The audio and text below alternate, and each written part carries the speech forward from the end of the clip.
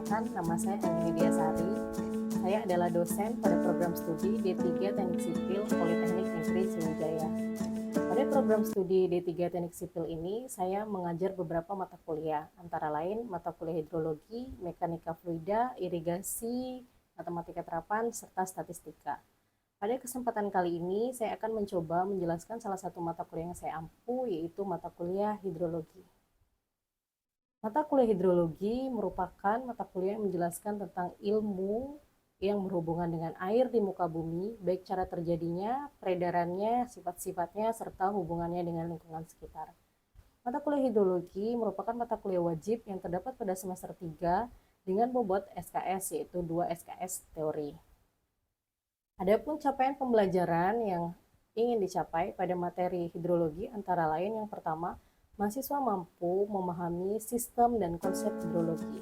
Yang kedua, mahasiswa mengetahui dan mampu menjelaskan ruang lingkup dan aplikasi hidrologi pada bidang teknik sipil. Yang ketiga, mahasiswa mampu melakukan analisis curah hujan. Yang keempat, mahasiswa mampu melakukan perhitungan dan pengukuran data infiltrasi dan debit limpasan.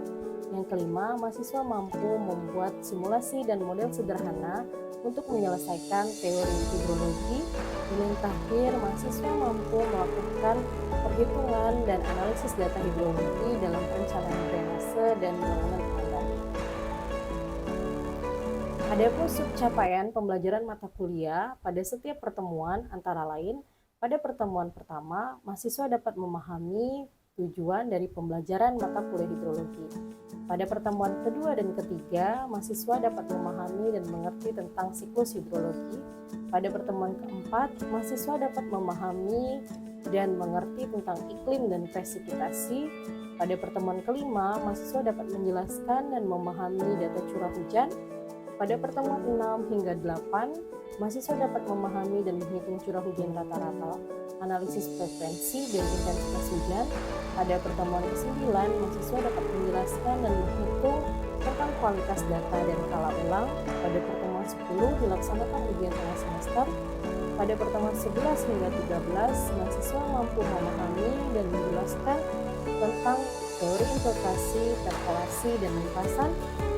Pada pertemuan ke-14, mahasiswa mampu memahami tentang daerah aliran sungai. Pada pertemuan ke-15, mahasiswa dapat menjelaskan dan mengerti tentang korelasi antara kerusakan daerah aliran sungai dan dampaknya terhadap hidrologi. Pada pertemuan ke-16, mahasiswa mampu memahami dan menjelaskan tentang hidrograf aliran sungai. Pada pertemuan ke-17, mahasiswa mampu memahami, menjelaskan, dan membuat permodelan serta simulasi sederhana. Dan pada pertemuan ke-18 dilakukan ujian akhir semester.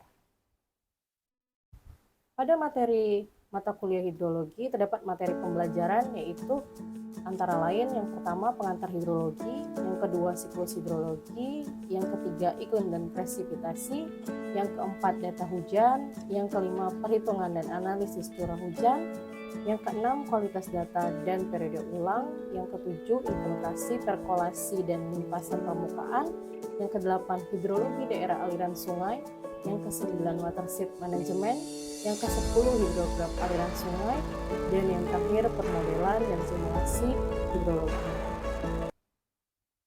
Beberapa buku referensi yang saya gunakan pada waktu mengajar mata kuliah hidrologi antara lain buku hidrologi karangan Bapak Profesor Sriharto, buku hidrologi terapan dari Bapak Bambang Triatmojo, buku Applied Hydrology karangan Van de Chow, dan beberapa buku yang relevan terhadap mata kuliah tersebut.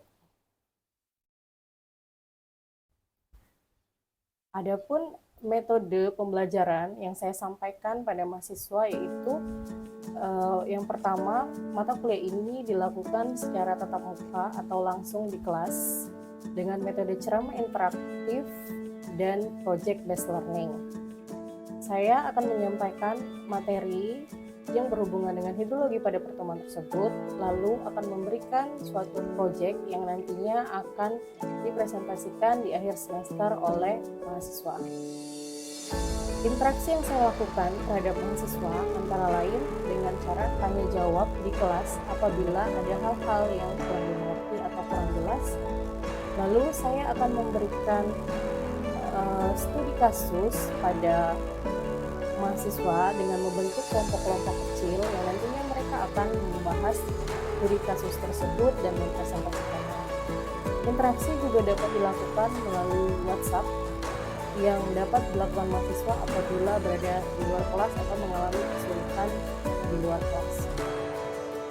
Lalu asesmen yang saya lakukan berdasarkan pembobotan nilai yang telah saya sampaikan di awal pertemuan, yaitu UTS 35%, UAS 35%, Project 25%, dan absen 5%. Itulah uraian singkat mengenai mata kuliah hidrologi yang saya ampu pada semester ini. Berikut saya lampirkan cuplikan video kegiatan. Assalamualaikum warahmatullahi wabarakatuh.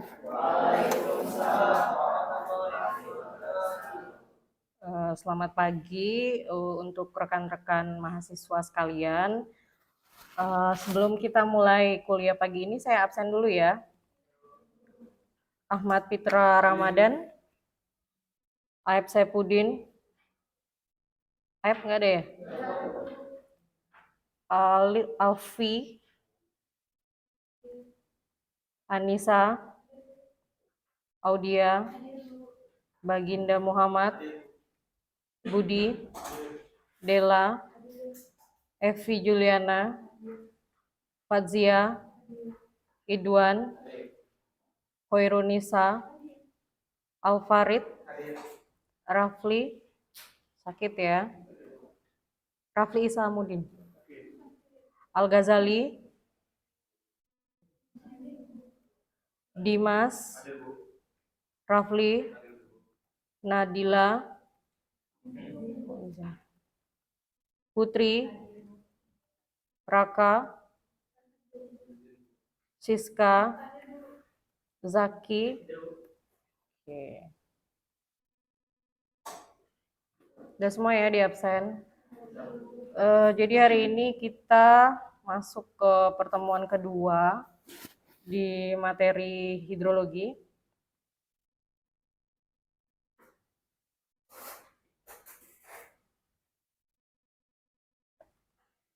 Hujan rata-rata, hujan wilayah, melengkapi data hilang, dan lain-lain.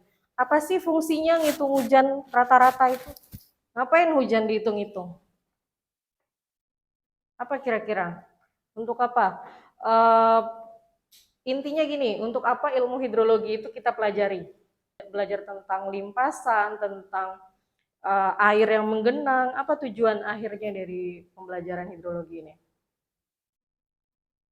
Apa kira-kira? Ya, saya tahu baru minggu kedua ya, baru masuk semester ini, mungkin masih belum banyak ilmu yang kalian dapatkan, tapi logikanya apa kita belajar air itu buat apa sih? Kalau di sipil.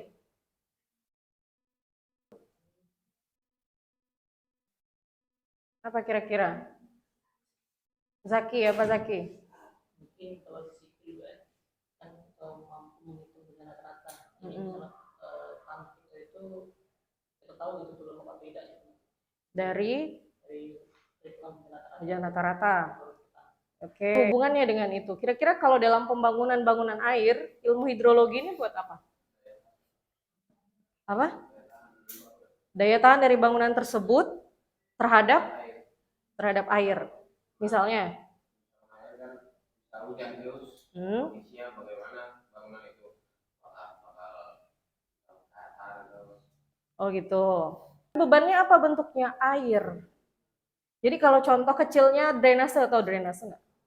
Drainase itu kalau bahasa daerahnya parit, siring, got gitu ya. Nah di atas drainase itu apa yang lewat? Nah air itu bebannya.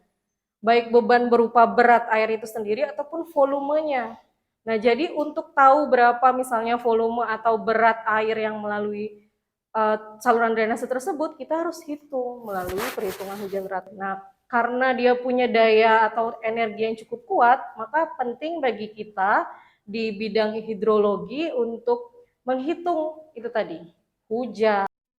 Nah, saya mau sedikit kilas balik nih pertemuan minggu lalu. Apa itu hidrologi? Ada yang masih ingat nggak hidrologi itu apa? Apa itu hidrologi?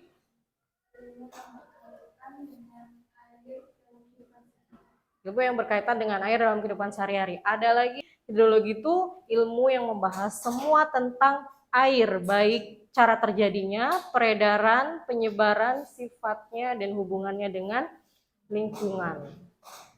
Nah, kalau cara terjadinya, ya udah Bu, gitu aja terjadinya Bu, hujan takdir Bu, turun dari langit. Kami nggak tahu, enggak, semua itu ada penjelasannya. Nah, jadi itu akan ada, nanti kita bahas gimana cara terjadinya, lalu peredaran dan penyebarannya, sifat dan lain-lain. Ada pertanyaan untuk mengenai hidrologi? Ada pertanyaan nggak? Jelas? Nah, ini siklus hidrologi, ada yang bisa jelasin nggak siklus hidrologi kayak gimana? Apa aja, nggak perlu sama dengan apa yang ada di... Apa, Fitra? Siklus hujan, ya. Nih, siklus hujan, nih. Berawal dari evaporasi, transpirasi, lalu terjadi penguapan dibantu oleh matahari. Nanti penguapan itu akan mengumpulkan bintik-bintik air. Bintik-bintik air itu diperoleh dari sungai, danau, laut, kalau transpirasi dari pepohonan. Lalu dia berkumpul menjadi satu di atmosfer, menjadi kristal-kristal kecil sampai berkumpul jadi satu. Pada saat semakin lama semakin berat, dia jatuh ke bumi dalam bentuk hujan. Nah, itu kenapa dikatakan siklus? Karena dia berulang. Jadi bukan yang sekali udah nggak ada lagi tuh, enggak. Dia berulang-ulang. Nah, kita di sini lihat ada dua proses penguapan. Ada yang namanya evaporasi, ada yang namanya transpirasi. Nah, evaporasi ini terjadi merupakan penguapan yang berasal dari air danau, laut, sungai, atau misalnya air permukaan. Jadi istilahnya dari benar-benar dari airnya penguapannya. Nah, kalau transpirasi itu berasal dari tumbuh-tumbuhan. Jadi dari daun, batang, pokoknya apapun yang komponen di tumbuhan tersebut yang memiliki air, maka dia akan menjadi penguapan. Lalu nanti jadi hujan. Hujan itu nanti dia turun lagi ke bumi. Jadi run off. Apa itu run off? Kalau bahasa kita apa run off? Apa? Apa run off itu kalau dalam bahasa sehari-hari?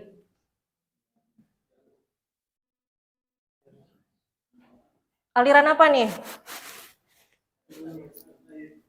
Aliran air ya, aliran air. Pas aliran dana ya.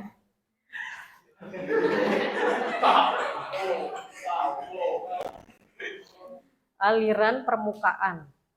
Nah, jadi air hujan yang turun ke bumi itu ada yang mengalir di permukaan, ada yang terinfiltrasi, ada yang terperkolasi. Apa bedanya infiltrasi dan perkolasi? Kalau infiltrasi air yang memenuhi tanah, masuk ke dalam tanah, tapi dia masih di tanah dangkal. Kalau perkolasi itu air yang terserap lebih dalam lagi sehingga memenuhi groundwater. Nah, itu adalah siklus hidrologi. Nah, ini ada siklus hidrologi kalau bahasa teorinya. Siklus yang menggambarkan proses siklus air dari lahan dan badan air di permukaan bumi menuju atmosfer yang terus berulang. Makanya ada kata-kata siklus. Jadi siklus itu sesuatu yang tidak berhenti. Prosesnya akan terus sama sampai nanti. Ada pertanyaan di sini? Jangan saya aja yang ngomong. Tanyain apapun yang kalian bingung. Apa kira-kira?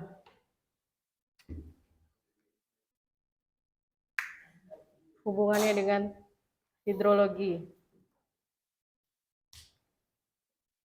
atau siklus hidrologi, apa kira-kira ada nggak yang masih belum paham? Kalau di daerah wilayah itu daerah Batuman, daerah yang banyak sampah itu curah bakal tinggi kok. Kemungkinan kalau daerah tersebut misalnya masih bagus ya, pohonnya masih banyak, apa penutupan lahannya itu masih bagus. Penutupan lahan itu juga ngaruh. Jadi penutupan lahan tuh ngaruh juga kalau misalnya, jadi penutupan lahan yang misalnya masih banyak rerumputannya dibanding dengan yang kita udah tutupin sama beton, sama aspal, itu pasti jauh beda. Dari segi penyerapan atau infiltrasinya pun akan berbeda. Karena yang kita tahu kan orang mendesain jalan itu kan tidak menyerap air. Karena kan bahaya kalau aspal atau rigid itu menyerap air kan, karena ada kendaraan yang bakal lewat, makanya tidak menyerap air. Nah itu nanti penyerapannya akan lebih jelek dibanding daerah yang masih misalnya tanahnya juga nanti kita bahas ada jenis-jenis tanah untuk infiltrasi. Jadi kalau memang kalau pohonnya masih banyak, makanya kalau di daerah-daerah yang hutannya masih bagus, itu pasti airnya tuh jarang. Kita lanjut lagi. Nah ini kalau mau ngebayangin, nah sebelum video ini tayang, saya mau nanya dulu. Kalian tahu nggak contoh proses penguapan dalam kehidupan sehari-hari yang kalian tahu? Apa contohnya? Dan yang kalian harus pahami bahwa hujan itu, bukan hujan, bahwa kejadian hujan sebelum dia jadi air itu, di atas itu dia bentuknya kristal atau batu es. Nah kenapa di Indonesia tidak ada salju? Karena Indonesia negara tropis, panas. Jadi pada saat di atas dia es, ya jadi air.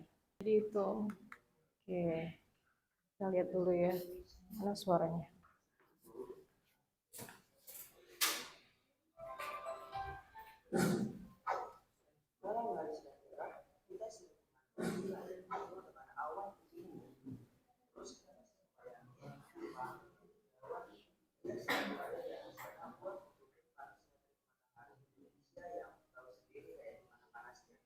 Tapi tunggu dulu deh, kenapa awan bisa ada di sana ya? Gimana caranya awan itu bisa terbentuk? Jadi pendeknya ada dua proses yang membentuk awan itu sendiri. Nah, dua pertama ketika awan itu terbentuk, yang pertama coba perhatiin deh, apa yang bakal terjadi ketika air dalam hati itu terus menghasilkan dari kompor.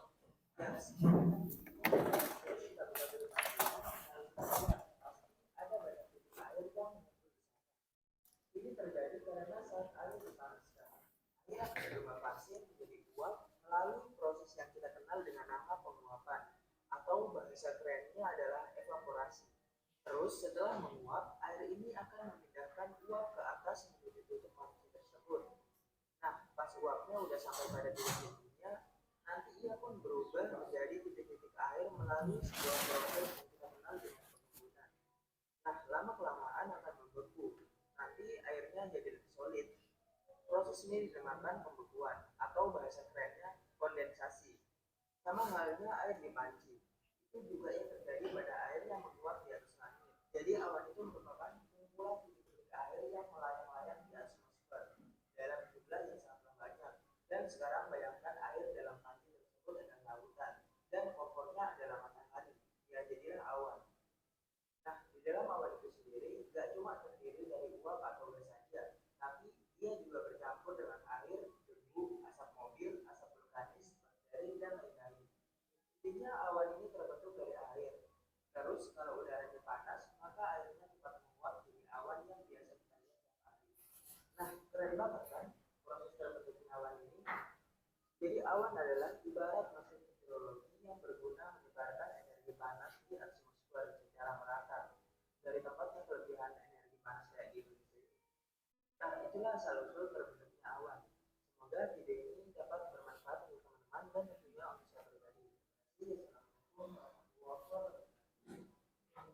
Nah, dengan ini kita udah bisa sedikit membayangkan gimana proses yang namanya terjadi hujan atau penguapan ya. Ada yang belum jelas dari penjelasan barusan?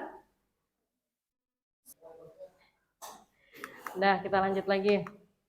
Nah, komponen hidrologi. Jadi di sini ada yang namanya istilahnya presipitasi.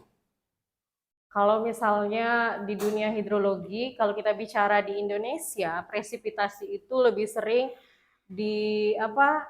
dihubungkan dengan yang namanya hujan. Tapi sesungguhnya presipitasi itu bukan hanya hujan. Kenapa tadi balik lagi dengan cerita saya sebelumnya? Karena di Indonesia tidak ada salju, Makanya dia lebih sering dihubungkan dengan kata hujan. Sedangkan presipitasi itu sendiri bisa berbentuk kabut, embun, salju, dan lain-lain. Nah, kalau misalnya ini di sini tidak sama dengan hujan. Presipitasi mempunyai arti sebagai air yang terdapat di atmosfer antara lain. Nah, dia bisa berupa embun, hujan, kabut, salju, dan es. Itu semua adalah presipitasi. Jadi jangan sampai kita mengartikannya bahwa presipitasi itu adalah hujan. Jadi presipitasi itu ya bisa berupa embun, hujan, kabut. Kalau misalnya kalian di jalan pagi-pagi, di sini pernah lihat embun nggak kalian? Bukan kabut asap ya, beda ya kabut asap sama embun. Hujan. Nah, mengingat di Indonesia hampir tidak ada salju dan es, maka presipitasi sering dianggap sebagai curah.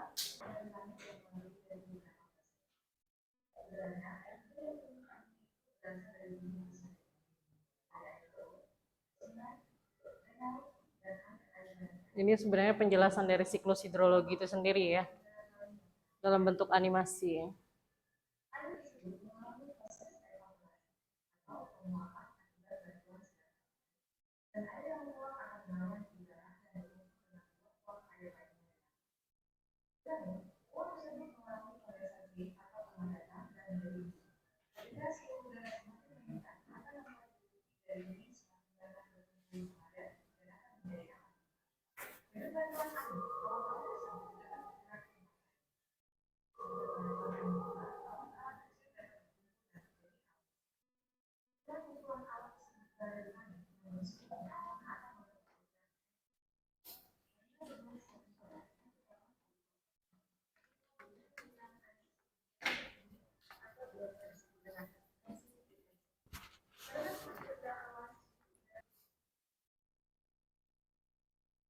Nah, evaporasi yang barusan kita bahas.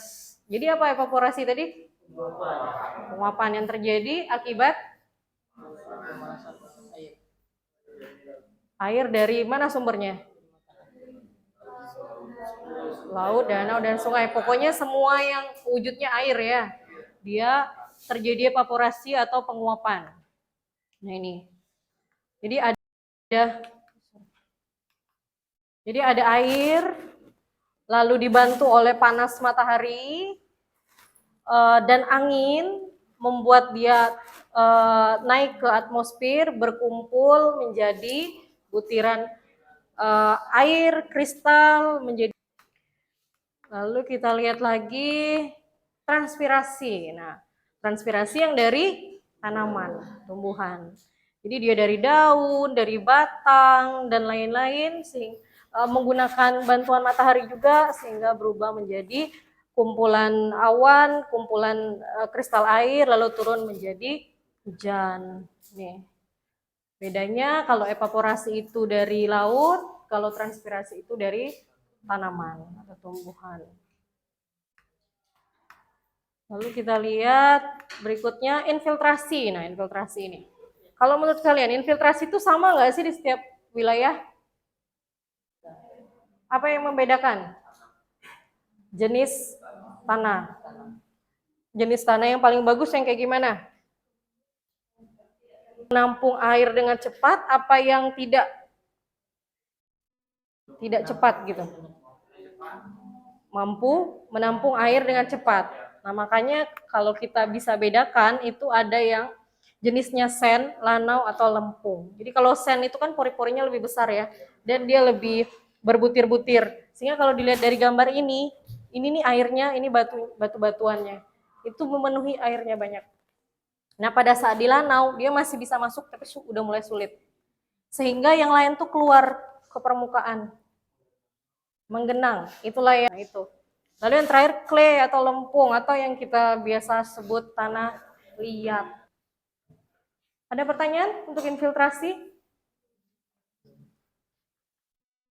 Nih, jadi infiltrasi itu sendiri tergantung dari jenis tanah. Selain dari jenis tanah, kira-kira infiltrasi tergantung dari apa? Tadi yang saya singgung tadi. Infiltrasi itu kan proses masuknya air ke bawah tanah, ke dalam tanah. Nah, kalau misalnya selain jenis tanah, apa lagi faktor yang mempengaruhi daya serap?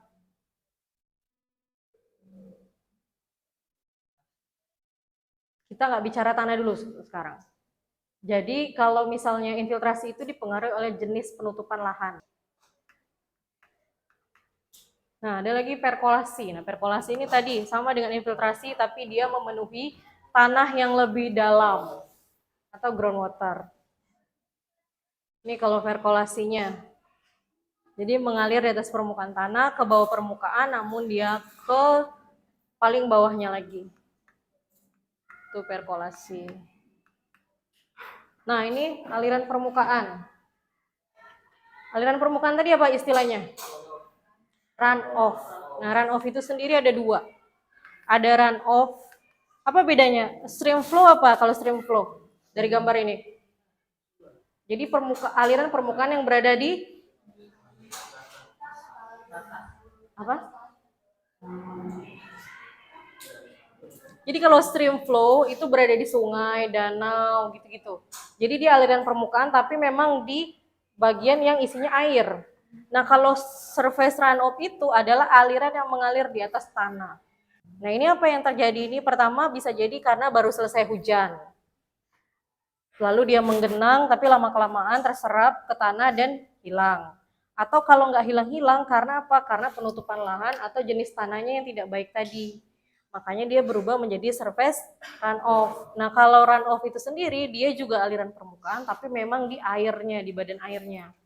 Kayak sungai, danau, laut itu juga dikatakan aliran permukaan. Nih. Nah saluran juga ya yang berada dalam sungai atau saluran. Saluran tadi bisa jadi apa bentuknya? Kalau saluran? Runoff yang berada dalam sungai atau saluran. Apa tadi? Contoh saluran. Drainase. Kan kalau di drainase ada airnya. Ini siapa yang bisa jawab? Tunjuk tangan.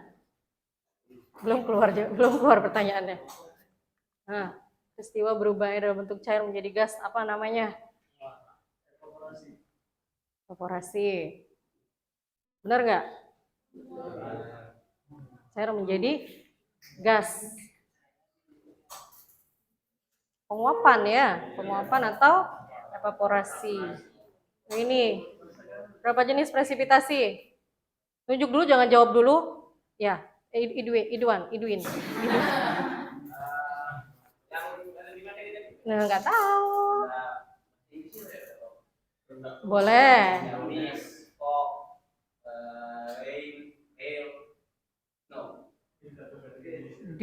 Awalnya. Sebenarnya bahasa Indonesia gampang sih. Kenapa? Ini bahasa Inggrisnya bagus banget ya sampai nggak tahu bahasa Indonesianya. Presipitasi, kabut, hujan, es, kabut ringan ya, embun. Tuh. Apa penyebab banjir? Oh dia.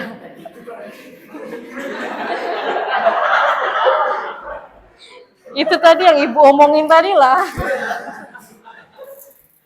Apa kira-kira? Berkurangnya daya resapan air sehingga tergenang ya. Tergenang dan lama-kelamaan menjadi banjir. Ada pertanyaan lagi untuk hari ini? Cukup? Kalau cukup kita akhiri ya, sampai ketemu minggu depan. Wassalamualaikum warahmatullahi wabarakatuh. Waalaikumsalam.